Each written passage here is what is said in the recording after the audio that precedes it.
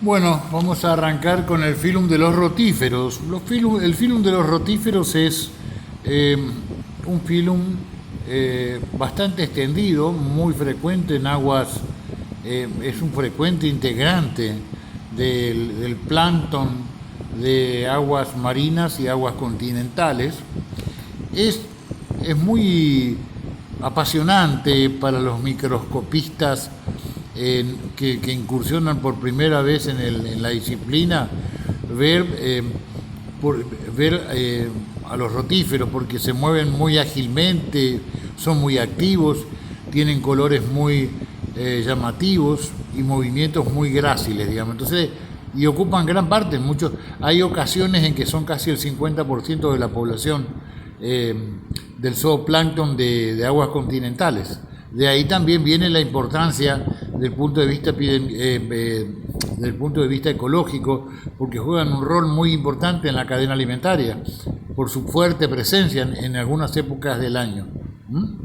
Entonces los rotíferos son, también debemos decir que se trata del primer grupo que vamos a estudiar. Nosotros hasta ahora hemos estudiado hemos estudiado acelomados, vimos nidarios, vimos poríferos y vimos platelmintos.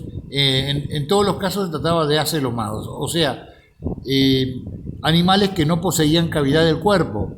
O sea, esto significaba que sus vísceras, sus intestinos, sus órganos reproductores no estaban dentro de una cavidad, como nosotros, por ejemplo, tenemos la cavidad abdominal y dentro de esa cavidad los órganos y las vísceras, sino que estaban inmersos en un tejido mesenquimatoso de relleno y de sostén. O sea, al corte uno los cortaba transversalmente y eran una masa compacta o sólida, sin espacio o sin cavidad celómica o pseudocelómica, y tampoco sin líquido en su interior. Sigamos. Bueno, forman parte del gran grupo de los asquelmintos, donde también vamos a encontrar a los nemátodes y a los gastrotrichos, entre otros. Son, desde el punto de vista de su desarrollo embrionario, recuerden, son protostomados. Son el primer grupo que vamos a ver de pseudocelomados, o sea, animales que tienen cavidad del cuerpo, que tienen un hueco o una cavidad hueca del cuerpo y en su líquido, en su interior, un líquido denominado líquido pseudocelómico. La cavidad es pseudocelómica, el líquido pseudocelómico. Poseen simetría bilateral, sin dudas, ¿no es cierto? Son de un aspecto vermiforme, como de gusanos alargados y un poco ensanchados en su parte media, son medio rechonchos, hablando mal y pronto. Por supuesto son microscópicos, todos están en el rango de las 150, 500, 400 micras aproximadamente. Y están caracterizados porque tienen una cabeza o extremidad cefálica coronada, ahora que está tan de moda el tema del coronavirus, el corona y la corona, todo eso relativo al tema este, tienen una cabeza como una corona ciliar, es como una rueda formada por cilios que rodean esa cabeza, ¿no es cierto? Y que giran sincrónicamente. Esto le da un aspecto como de un disco que está girando, digamos, como de una hélice. Por eso tienen esa cabeza con esa particularidad. Es como una rueda que está girando, digamos. Uno ve los rayos de la rueda que está girando y le da ese aspecto de corona, digamos. Su cuerpo está compuesto por una cabeza y un tronco y una cola. La cabeza, como ya la describimos, cuál es su característica, que es la presencia de una corona de cilios. El tronco es frecuentemente grueso y cilíndrico, digamos. Y en la cola pueden tener formaciones denominadas pie o estolones, o dedos también. El pseudoceloma es un pseudoceloma amplio, en cuyo interior están las vísceras. La pared corporal está formada por una cutícula que se encuentra recubierta por una suerte de caparazón que no es celular, digamos, que es una secreción de la epidermis, que se denomina lóriga. Es una caparazón relativamente dura que le da cubierta y le da rigidez al cuerpo y se denomina lóriga. Y otra característica interesante o diferencial de estos organismos son, microorganismos dije bien, son que la presencia de musculatura en bandas separadas. La musculatura no es como vimos, por ejemplo, en trematodes, en cestodes, que está ubicada como una capa muscular externa, circular externa, longitudinal interna, o sea que la musculatura está en capas, sino que en este caso está formando bandas o cintas. El aparato digestivo llama la atención la presencia de un órgano masticatorio dentro de la faringe que se denomina mástax. Es una pieza bucal masticatoria. El aparato excretor, fíjense que hay como una transición, porque si bien son, a diferencia de los platelmintos que son acelomados, los rotíferos son pseudocelomados, pero todavía guardan ciertas similitudes con los platelmintos porque su sistema excretor es de tipo protoneferial con células flamíferas. No sé si recordarán. No poseen aparato circulatorio, no poseen aparato respiratorio.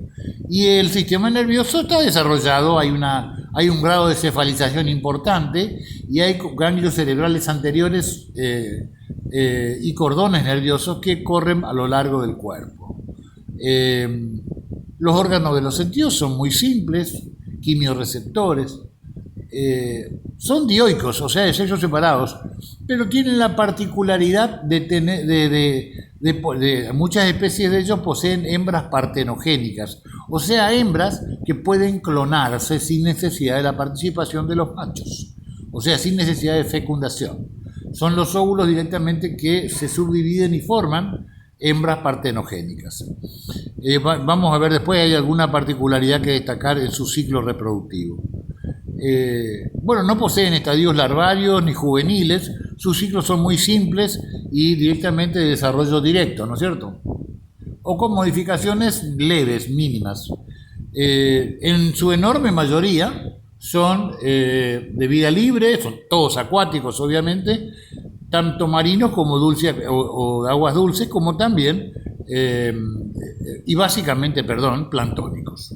Forman parte del plancton, que es esa microfauna de plantas y animales, fitoplancton y zooplancton, que están en los primeros 15 a 30 centímetros de la superficie del agua, tanto de mares como de ríos, lagos y lagunas. Eso es el plancton. Hay unas pocas especies que son parásitas, sobre todo de algunos moluscos. La morfología externa, dijimos que la forma es como un tonel, cilíndrica y alargada. Uno hace un corte transversal de un rotífero y ve que tiene una forma como de tonel o cilíndrica. Tiene aspecto vermiforme, algunos pueden tener un aspecto avalado o redondeado, como el caso de Asplagna. En cuanto a su color, ellos son intrínsecamente son translúcidos, ¿no es cierto? O sea, no tienen un color específico, pero depende mucho de qué alimentación están teniendo. El alimento tiñe sus cuerpos y le da un color a sus cuerpos.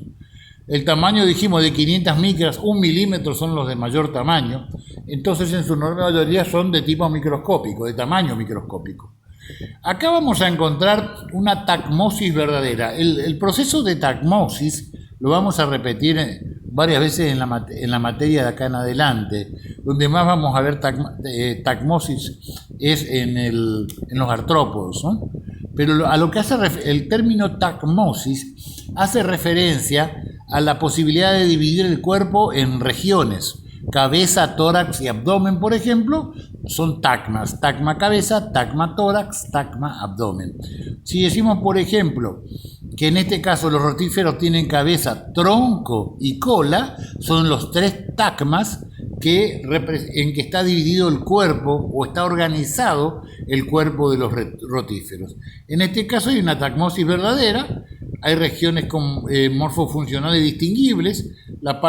Como dijimos, la parte anterior recibe el nombre de cabeza o región cefálica, la parte media es el tronco, el tronco termina donde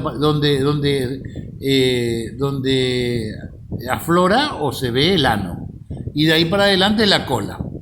En algunos casos le llaman pie también, cola o pie, acá está como pie. Vamos a ver después en algunos gráficos y en algunas fotos vamos a poder ver mejor estas tres regiones. En cuanto a su forma de alimentación, se los denomina ramoneadores, porque básicamente se alimenta de algas y plantas, digamos, que están en el agua en la que viven, ¿no es cierto? Por eso ramonean, es como que pastorean, digamos. En cuanto a su morfología externa, a veces presenta dos antenas, un par laterodorsales, que tienen una función de recepción de estímulos, quimioreceptores, sobre todo. Su estructura es muy simple y en muchos casos decíamos que tienen una cubierta sólida, denominada, o caparazón, denominada lóriga. Y en algunos está segmentada la lóriga en una parte anterior y una parte posterior.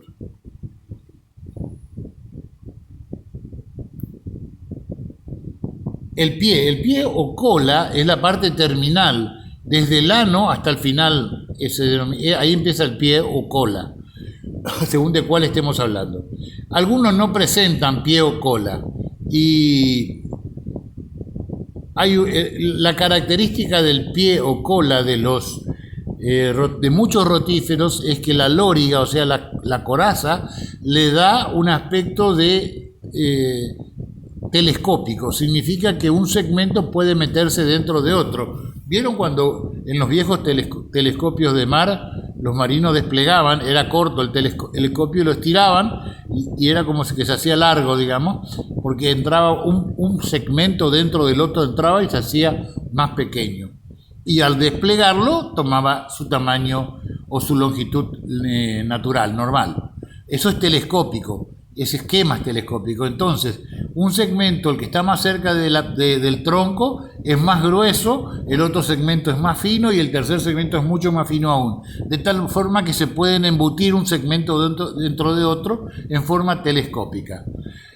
En la punta de los pies puede presentar dos dedos, ¿no es cierto? Se le denomina dedos a unas pequeñas proyecciones, en la punta de los cuales desembocan glándulas del cemento que le dan una característica de glándulas adhesivas. Estas glándulas adhesivas salen a través de poros en la punta de los dedos y son pegajosas y le sirven a los rotíferos para poder anclarse y pegarse en algunos lugares cuando, por ejemplo, quieren descansar o están por cazar y necesitan estar fijos en un lugar. Entonces, con esos dedos expulsan la sustancia de esa cementante y quedan pegados al sustrato. Acá vemos, por ejemplo, un ejemplar de Epiphanes senta, si no me equivoco. Es el nombre de este rotífero. Fíjense los tres tacmas de que él hablaba. Hay un tacma cefálico o cabeza, un tacma denominado tronco y otro denominado pie o cola. Fíjense, en la cabeza van a poder ver la parte superior de la cabeza está coronada por una, valga la redundancia, corona de cilios que rotan sincrónicamente, ¿no es cierto? Y le dan ese aspecto de rueda permanentemente girando. Por eso el nombre de rotíferos. En el fondo de esta rueda, de esta rueda circular, en la que termina la cabeza, vamos a encontrar la boca. Esa boca tiene una masa muscular que la rodea, que hace que la boca pueda abrirse y cerrarse. También acá vemos que continúa por la faringe. Fíjense que la faringe tiene una capa muscular muy poderosa. Después vamos a ver la pieza masticatoria o masta, que acá no está bien definida, la vamos a ver en otro gráfico, ¿no es cierto? Esto es todo lo que está en la zona cefálica. Después vamos a ver el siguiente tacma o segmento, que se denomina tronco. En el tronco, fíjense que es mucho más ancho y podemos ver en su interior la continuidad del sistema digestivo con el intestino, el estómago, y finalmente termina en un recto y en el ano. Acá está el ano. Fíjese donde donde desemboca el ano es más o menos donde empieza la cola o pie, o sea, donde termina el tronco. Por lo general, un poco más o un poco menos, es lo que marca estos tagmas, ¿eh? Ahí está la línea y acá está la desembocadura del ano que está sobre la cola, sobre el pie. También vamos a encontrar glándulas salivales, vamos a encontrar el sistema excretor en células flamíferas. Fíjense, el sistema excretor son dos cordones que recorren longitudinalmente el tronco del cuerpo del rotífero y, bueno, están asociados al sistema protonefridial y finalmente desembocan a través de un nefridio poro en la zona del recto. ¿Qué más podemos encontrar? El sistema reproductor, que acá no es evidente, está también en la cavidad. Y fíjense, esta zona o esta región del tronco es la que es hueca y tiene dentro una cavidad denominada pseudoceloma. Y estas vísceras que estamos nombrando, glándulas salivales, intestinos, sistema nefridial, están inmersos dentro de esa cavidad que tiene un líquido denominado líquido pseudocelómico. Después vamos a bajar a la tercer tagma o la región del pie, donde van a poder ver, vamos a apuntar un poco mejor hacia abajo, la estructura telescópica que les decía, donde un segmento es más ancho que el otro y puede meterse o embutirse uno dentro del otro. Y en el extremo van a mover un par de dedos. Esos dedos tienen en la punta orificios o poros que conectan con glándulas adhesivas o glándulas del cemento, que son las que ven acá, y que a través de esas glándulas del cemento que salen por el poro del dedo pueden servirle para aferrarse a algún sustrato a nuestros rotíferos. Bueno, acá vemos el mismo rotífero pero acostado en otro perfil, digamos, visto de costado, donde volvemos a ver, fíjense, acá se ve con mejor detalle la cabeza rodeada o coronada de cilios, que le da el aspecto de rueda permanentemente girando, o corona. De ahí vamos a ver que se conecta, esto es la boca, esta es la faringe, sí, a ver, y vamos a ver que al fondo de la faringe y en la zona se ensancha, digamos, la faringe, y acá vamos a encontrar que está el mástax. El mástax está en el interior de la faringe y sirve como órgano para poder trozar el alimento, ¿no es cierto? Para poder cortar el alimento. De ahí recién pasa al estómago, al intestino y sale finalmente por el ano, la materia fecal. ¿Qué más podemos encontrar? Fíjense esto que muestro acá, que está en línea de puntos, cubriendo en la parte superior y cubriendo en la parte ventral y dorsal del animal, es la loriga o caparazón. Que la loriga o caparazón son como placas, una superpuesta con la otra, que le van dando un aspecto como si fuera un armadillo. ¿Vieron el tatú armadillo que tiene las placas una al lado de la otra articuladas entre sí y forman como una especie de coraza o de armadura? Bueno, es parecido al sistema que utiliza el rotífero, ¿eh? En cuanto al sistema nervioso, vamos a encontrar que hay un sistema nervioso presente, fíjate, un ganglio cerebral muy desarrollado que inerva la zona de la cabeza, y después dos cordones laterales que van en ventral, van hacia atrás y van a inervar los otros sectores del cuerpo o distintos sectores del cuerpo del animal. En cuanto al sistema reproductor, existe lo que se conoce básicamente son las hembras, porque les decía, son dioicos, pero a veces los machos son muy difíciles de encontrar o no existen. Entonces lo que estamos viendo acá es una hembra, donde básicamente vamos a ver esto que dice ovario, que en otra bibliografía lo van a encontrar como germo vitelario, ¿no es cierto? O sea, una glándula reproductora femenina que conecta a través de una corta vagina, llega hasta el ano. Un corto conducto, no es vagina. Bueno, acá vemos la glándula del cemento que se conecta con el poro del pie, que es la glándula del cemento. Este es el dedo y en el extremo ven el poro. ¿Ah? Esto es más o menos lo que se puede ver, digamos, un rotífero. A ver qué más tenemos acá. Bueno, acá ven una enorme cantidad, una enorme variedad. El que estábamos viendo es muy parecido a esta, el Filodina. También tenemos Epifanes centa por algún lugar que no lo estoy encontrando. Y después tenemos esta variedad de las Placna, Cincatea, Testudinela. Hay una enorme variedad de rotíferos que habitan distintos ecosistemas acuáticos siempre, ¿no? Bueno, vamos a ver cómo es por dentro, vamos a ver mejor cómo es por dentro. Acá en el primer gráfico lo que podemos ver básicamente es el aspecto o la disposición de sus capas, de su musculatura. Recuerden que la musculatura no está dispuesta en capas, circular interna, longitudinal interna, externa, nada que ver. Está dispuesto en bandas, que lo que hacen es conectar o muscular, digamos,